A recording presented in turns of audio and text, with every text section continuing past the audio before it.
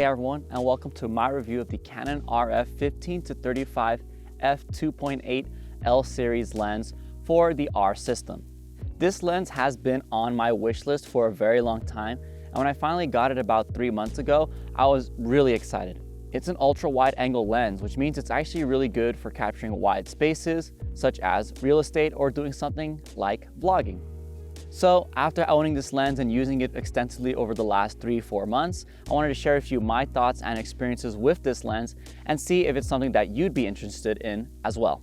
So without further ado, let's get into the review. First off, the lens feels amazing in the hand. You can tell that it was built with high quality materials, and adjusting the zoom is really easy. The throw is actually pretty minimal. The focus ring is nice and smooth when using that. And personally, I do like the control ring, especially that clicking feel it has when you adjust it. Although this is something you can remove if you want to pay the extra money and if you really don't like that physical sensation. Coming from the EF system, I really do love how these new RF lenses come with like sort of a metallic coating, or maybe they are made of metal, but it feels a lot more premium when held in the hand. And of course, because this is an L series lens, the autofocus and sharpness of this lens is actually out of this world. Even when shooting wide open at 2.8 all the way at 15 millimeters, I hardly, if ever, really noticed any sort of chromatic aberrations or softening around the edges. According to Canon's website, this lens has air sphere coating, or also known as ASC, which helps to reduce ghosting and flaring. Ghosting is those little reflections of the inner elements of the lens that end up appearing in your image when you're shooting into a bright light source, while flaring is that terrible overcast that you get when you do shoot towards the direction of the sun that ends up leaving a white, overly washed out image. The fact that this lens actually combats that with a special coating or whatever materials they use in Canon's RF lenses is actually pretty useful and does a lot to actually make the image more pleasant. The reason I chose the f2.8 versus the f4, which actually gives you 1 extra millimeter at 14 millimeters to 35. Although I'm not shooting wide open when doing most real estate shots, especially when I'm doing the photography, I find having that extra stop of light is extraordinarily useful in my other video use cases. So for example, if I were to vlog, I like the f2.8 so that I have some separation of me from the background. I can bring it into a relatively dark situation and still not have to crank the ISO as much. Whereas if I was shooting on the f4, that would be an extra stop of light, which means I would have to add an extra stop of ISO to compensate. And of course, the extra level of bokeh and out of focus texture that you get when you're shooting at f2.8 versus f4, for me is noticeable and worthy of the extra price tag.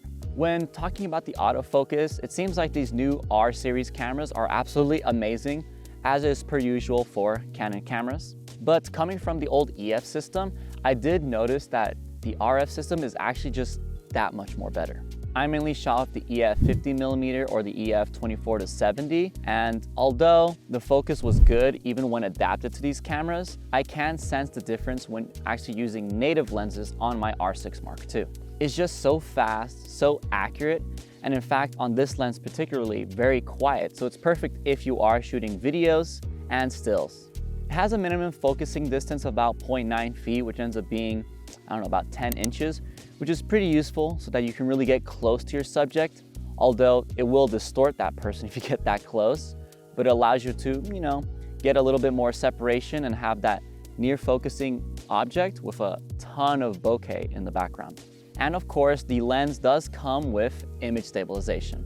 And this is where some people may have some qualms depending on the use cases. So if you're going handheld vlog style with this, as you open up the lens closer to 15 millimeters, there is going to be more distortion and wobbling towards the edges of your frame because the image stabilization on these cameras. So it just seems like it's just an artifact you're going to have to live with, and maybe Canon can fix with a firmware update. But personally for me, because I am doing real estate and I am usually shooting on something like a gimbal, I don't find the image stabilization wobble to ever really be an issue. So it really just depends on how you're gonna use this camera. And if the wobble does bug you, then maybe this is something you would not want to get into, or you can just simply turn it off and go for something like a gimbal or some other form of stabilization that isn't the lens stabilization. And last note about the quality of this lens that I really love is it's weather sealed. And so is my Canon R6 Mark II. So when I am out doing hikes or out by certain weather conditions, whether it be snow or rain, I can know a little more assured, I should say, that it won't get particularly damaged by being exposed for that long.